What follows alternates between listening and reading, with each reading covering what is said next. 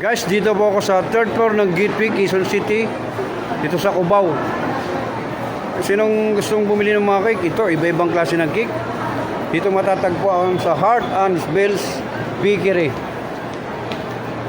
Ito po. Ito po yung mga cake nila.